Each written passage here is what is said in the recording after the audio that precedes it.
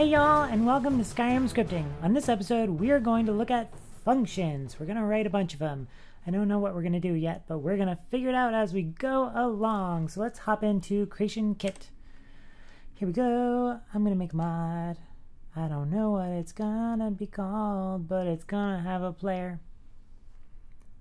Cool mod. We'll call this Cool Mod. The coolest mod ever. No idea what it's going to do yet. As always, you can edit this in your Creation Kit the way that you do it, and you don't need to use Mod Organizer 2 like we're doing. So as always, you can just open up your Creation Kit and basically wait a couple seconds for me and the other Mod Organizer 2 folks to catch up. And as always, that little white box that popped up, that's because I have the As I See Creation Kit Fixes, which I highly recommend. And my Creation Kit is a different color because I have the unofficial Creation Kit patch. These are all wonderful things that I've mentioned a bajillion times. So let's save our mod. Cool mod. Cool mod. Da, da, da, da, da. Got some cool girl in my head. Let's make a cool quest. Because what I want is I want to make one of those player scripts that we've made before. One of the quest alias ones. So let's make a quest, and we'll do cool mod quest. I want a couple scripts, so let's do cool mod quest. We'll go to the quest alias, and we will do what we've done before. New reference alias, call it player ref. That's ref. Fill type, specific reference. Select forced reference. Cell any. Should auto-populate player ref for you. Here we go. Player ref. Fill type specific reference, select forced reference, cell any, and it pre-populates the player. Wonderful. Let's make a player script. We'll call it cool mod player script. The coolest mod player script. And it will extend a reference alias like we've done in previous episodes in this beginner basics playlist. If you're just joining us, then maybe cruise through the other episodes in this playlist. And we don't care about any of that other stuff. We should cover conditionals at some point, but after functions. We need functions first. So, okay, we got that. Let's make a quest script. New script. Cool mod quest script.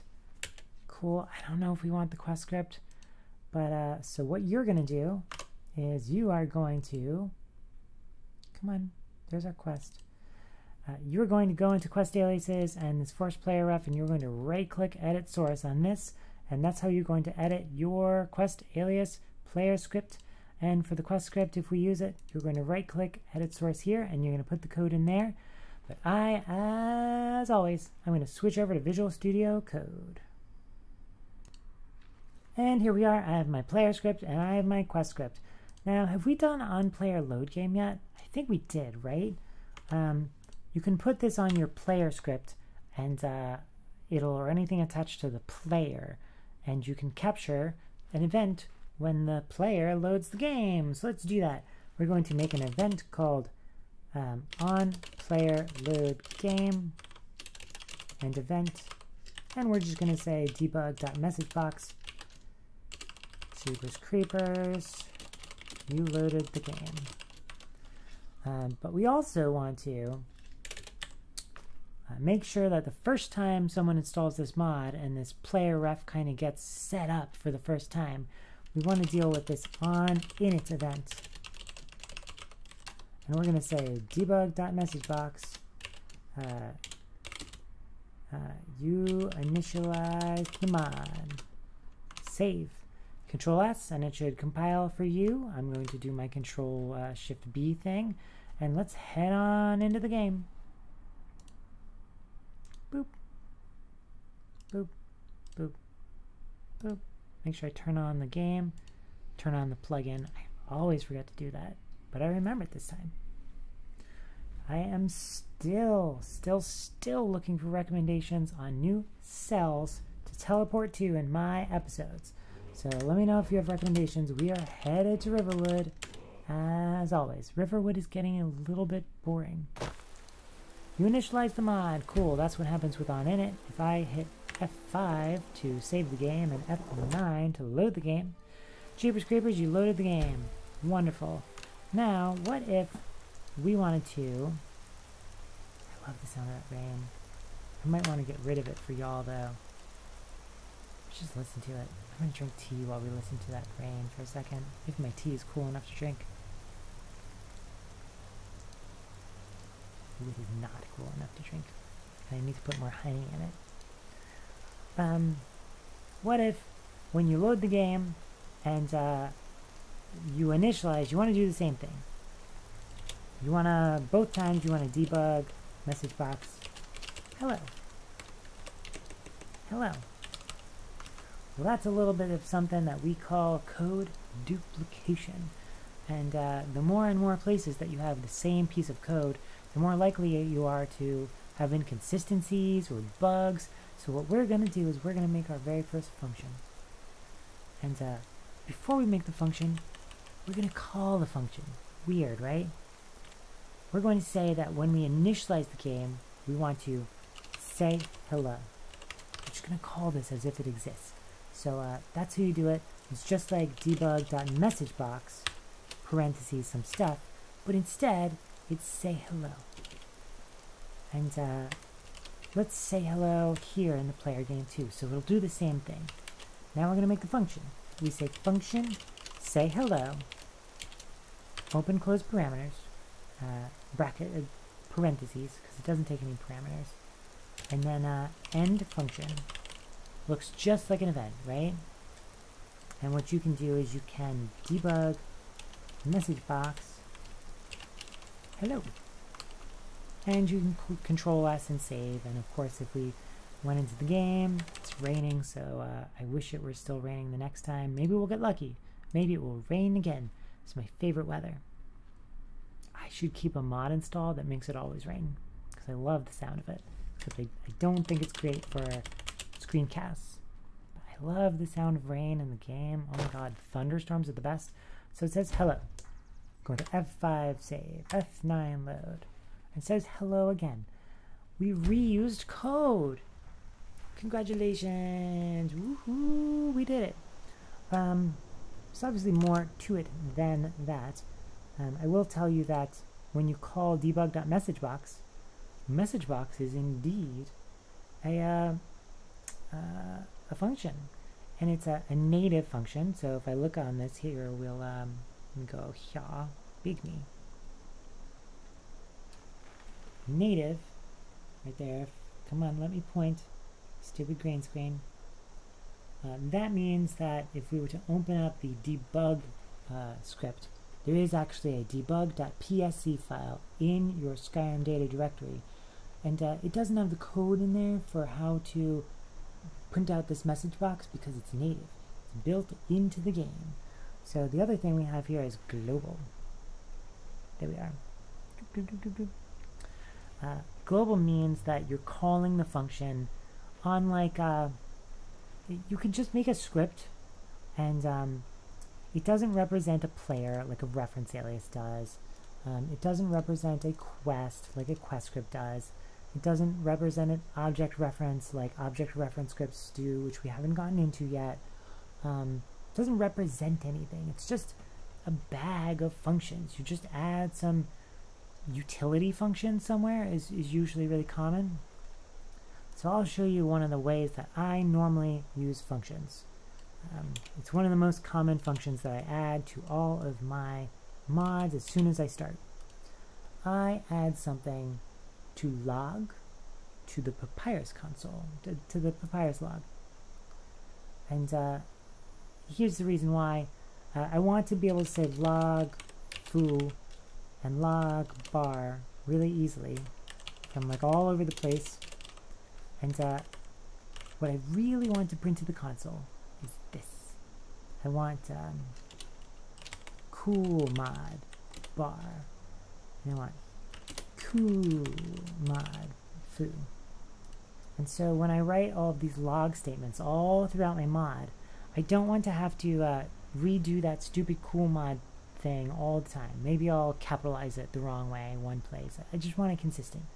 So what we can do is We could just have a log function right here. But then we couldn't call it from our quest script, because this is over in the player script. And we want to be able to call it from the quest script too. Like what if we have a event on init in the quest script, and we want to log something there. We want to log hello. So what we can do is, just like you say debug.messagebox, debug is a script. It's called debug script. It's a debug.psc file. So we will say coolmod.log. Coolmod.log. .log. Coolmod.log. So what you do is you're going to want to make a script. Let me see how to do that in Creation Kit real fast. And before that, I do that, I'm going to be small. Alright, cool. You come here, baby? Come here. Can you see the dog? Come on. There's the dog. Hooray! She's going to code with us. And the tea is good. So I went back into Creation Kit to show you how to make a script in Creation Kit, because I normally make it in Visual Studio Code, but you're probably in the Creation Kit, which is fine. Alright, I got coolmod loaded up. Coolmod. So you go to gameplay. So we're not going to go to the quest and make the script there. We're going to gameplay. Papyrus Script Manager. Come on. Load. There it is. And it gives you all the script names. Now, the first time it loads, what you don't know is it shows other stuff too. You want to expand it. Whoop. Look, you can see whether it's compiled or not, and whether there's source for it or not, and stuff like that. I don't know why, but by default it looks like this. You want to make it big. So just right click here anywhere and say new. And call it something. We're going to say coolmod. And we won't have it extend anything. Hopefully it'll let us do that. Hit OK. Now you can search for coolmod. There it is, along with our other scripts. You can right click, and there's no edit source here, but you can open an external editor, and you can right click compile. I'm going to do it in Visual Studio Code because it showed up right here for me. And I'm just going to show you what happens if we add some gibberish and we break it. So if you right click compile here, so you edit it in an external editor, Notepad is fine, you compile, and it says failed. And it's like it gives you no more information, right? But what you want to do is you want to click right there. Boop, click on failed, and it's going to show you all of the information. It's going to show you stuff, and if I get rid of this gibberish, so the whole file is just script name coolmod, that's totally valid, it doesn't need to extend anything, then we compile. And it'll just close. If it just comes up and closes, that means it compiled successfully. So now what do we do with this thing? Well, now we can put global functions on it. We cannot put functions on it because it is not an instance of anything. It doesn't extend an object or the player or an active magical effect or a quest. So if we say function foo end function and try and compile, I think this will break. Compilation failed. Log. Oh, log is not a function. Okay, where's the foo? Will this fail? Shouldn't work, I don't think. I'm going to comment out this log thing. Save. Comment out this log thing. It might work. It might work, but it won't actually work. There's no way to call it. And it compiles. They should fix the compiler to not let this happen, because if you do this, as far as I know, there's no way to call foo, because you need to make it global. When you extend something, then you can call functions that aren't global. But if you don't extend anything, you need a global function. So we'll call this log, and we'll take a string of text. Now, don't use message; it won't work. If we compile this, it'll give you a very bizarre thing. Let's say debug.messagebox message save build. it'll say compilation failed, message is not a variable. And you'll be like, pardon my French, but it fucking is. It's right there. It's right fucking there. It's a variable. It's right there. But you're not allowed to use it because there's actually an object called message. That's why you can't say actor. If you compile, it's probably going to say actor is not a variable, and it does. Actor is not a variable because it's a type. So call this text. And what we're going to do is we're going to message box, whoops, cool mod with a space after it, and the text. Okay, so this is a global function. So now, just like debug.messageBox, instead of debug messagebox, we have cool mod log. Let's go over here. I'm actually going to delete this line. I'll type it again because I have caps lock on apparently. Cool mod dot log. It shows that you give it some text. Now there's a really annoying bug in Visual Studio Code where if you say hello world, it won't show you that little helpful stuff. It just doesn't do it for the first function in a file. I gotta try and fix this. I gotta use the Visual Studio Code stuff and fix it. Normally it'll show you a description of the function that you're calling. Joel Day, if you're watching, help me fix that. So we've got cool mod log. Hello, the quest started. And then we can cool mod log from our load game loaded. And we can cool mod log from R on init. Player initialized. Save. Add periods everywhere because I want to. Cool. That's it. We made a thing. And this foo was just for demonstrating a bug with Visual Studio Code. Here we go. Control S all those things and they should compile. You might need to Control S the cool mod first. That should compile. And then go Control S the quest script and the player script. These won't compile until you compile this one. That makes sense? Because you need the log function before you can call the log function. Save and build. And I'm going to run the game. I'm going to close Creation Kit. Now I'm just going to make sure real fast that my Skyrim.ini has papyrus logging enabled. So in Mod Organizer 2 you do this. You look for papyrus. You can search this file. Here's papyrus. And you want to make sure logging and trace and debug are all on. If you're not using Mod Organizer 2, you can find that file in, why did it open up on my other desktop? Documents, My Games, Skyrim Special Edition, Skyrim.ini. And you want to make sure that this has a papyrus section that looks like so. So many click. Looks like this. Make sure yours looks like this, because we are going to log to the papyrus log. And the papyrus log shows up here in logs script papyrus. Now here's a weird thing. If you haven't enabled it before, I'll show you.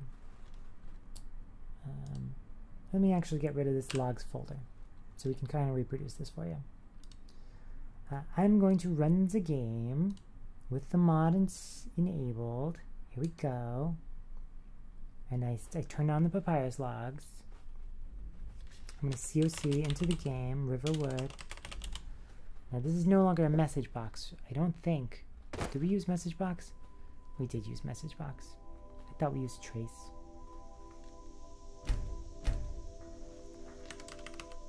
We could use this cool thing that does both. I'm going to get rid of this logs folder so you can see it in a minute. Go to your cool mod. Instead of message box, you can say trace and box. This will print out a box. It'll make a box pop up, but it also prints it out to the log. It's the equivalent of doing these two lines. It's the equivalent of saying message box and trace. This prints out to the papyrus log. This prints out to the message box. There's also debug.notification will print out to the top left part of the screen where it says like, you picked up an item, stuff like that. There's nothing built in to print to the tilde console, the whoop console. You can use something like papyrus util or console util. Both have that function. So let's use trace in box. Save, build, save that cool mod, and then launch the game. I wanted to show you the logs. I should have a whole episode on logs, but I don't. Maybe I should make it the next episode, but I forget what we're doing next, but I think it's properties, and that's going to be cool. Because you got to know functions before you know properties. Properties are functions. Okay, it says player initialized, hello, the quest started, and if I F5 and then F9, it should show game loaded. Cool, we got all the stuff that we want. And just for your curiosity, if you go to Skyrim Special Edition in your Documents, My Games, and go to Logs, there probably won't be anything in here. The first time that you run the game with logs enabled, all it does is it makes this empty logs folder, and it doesn't actually log anything there. It's so weird. It's consistent. It always happens for me. So just know if you turn on those logs and then you run the game and you print out things with debug.trace and you're like, where's my log file? Where is it? The first time you run the game like that, it doesn't make them. But now we should be able to go to that folder, and it already has a script folder with a papyrus log. If we scroll down here, we can see cool mod. Player initialized. Cool mod. Hello, the quest started. If you wanted to, you could always do my like 5-episode series on getting my modding setup working. I don't want to push my mod authoring setup on anyone, but I love those logs because I do stuff like this and I run the game with SKSE, and when I run it like this, I can have Visual Studio Code show me all the logs as they print out, so I can have Visual Studio Code connect to Skyrim. It's magical. And here I'll say cool mod, and this little box is going to print out everything that gets printed to the papyrus log, the debug.trace. So we're going to do this, COC Riverwood, and you should see player initialized and like game loaded or whatever. Cool, player initialized, hello, the quest started. You see them both down there and in the message boxes. F5, F9, game loaded. Cool. Neat thing. Let me know if you kind of want to set this up at any point. I'm trying not to push it on anyone, but occasionally I show it because it's super duper useful. So I think, is that it for functions for now? I hate it when this happens. My mouse. There it is. Sometimes when I exit Skyrim, my mouse just won't do anything. It gets stuck. Alright, so we made one global function, and we also initially made what is called an instance function. That was when we said function like hello or whatever, and we called it here. It wasn't a global one. We just said hello. And we've made functions that take parameters, because cool mod log, which in Visual Studio Code I can just hit F12 and it'll go there. Here's the definition of it. It takes a string of text, so that's how you define your parameters. And if you wanted to, you could like do something like this. You could have a log function where you want them to be able to override the text here, okay? You can have default values for your parameters. I'm going to add a second one called string prefix. Cool. I'm going to spell it right. And I'm going to have this just debug and trace prefix plus empty space plus text. So what we can do is we can say prefix equals, by default, cool mod. Cool, cool, cool, cool. Now if we go over here and I hover over log, we can see that it takes 2 arguments. I could say this mod prefix, and what it would print out in the debug message box would be my prefix. Hello, the quest started. That makes sense? We cool? And I just want to show you one last thing, which is you can, if you want to, sometimes there's a bunch of parameters with these defaults, like string prefix has this default, and there might be like 10 of them, but you don't care about the first 9. There's one at the end that you want to set. Well, if you want to do that, you can just use its name. So you can do this. You say prefix equals my prefix. You say prefix equals. So we could have like string int count equals 0, floats time equals 0, string prefix, okay? And so you don't want to pass in the count or the time or any of that nonsense. You just want to pass in the prefix. So you can do that. You can skip all those parameters. Skip the count, skip the time, skip the prefix, and just say prefix equals. If we get rid of this equals bit, it's going to get mad. It's going to get mad and it's going to say that my prefix, that's not an integer because it's expecting the second argument. Those are called positional arguments. 1, 2, 3, 4, text, count, time, prefix. It thinks that this is a positional argument, but you want to make it a keyword argument by saying prefix equals. Sometimes those are called named parameters or keyword arguments. In Python, it's kwargs. Yeah. Cool, this is under 30 minutes. I could have done better. What else should we know about functions? We showed you global ones and we showed you ones that you can put on like a reference alias. We're going to use them a lot moving forward. We're going to use them a little bit in the properties episode, which is coming up next. And then I wrote down some ideas for what comes after that, but I don't remember. I don't remember what comes after that, but we're definitely going to use functions. I think after properties, we might show you how to use other people's mod code. And then after that, we're going to show you how you can take your scripts and make it so other people can call them in their mods. Ta-da! We might do some stuff in between. I don't know. But peace, and it was fun. We made some functions. It's no big deal, right? It looks just like an event, but instead of event, it's called function. By the way, you know you have event on init and event on player game. If you want to, from your function, you can just call an event. Nobody knows that you can do this. But if you say on player load game right here from your function, then when someone calls your function, ooh, you shouldn't do this because it would call itself again and again and again.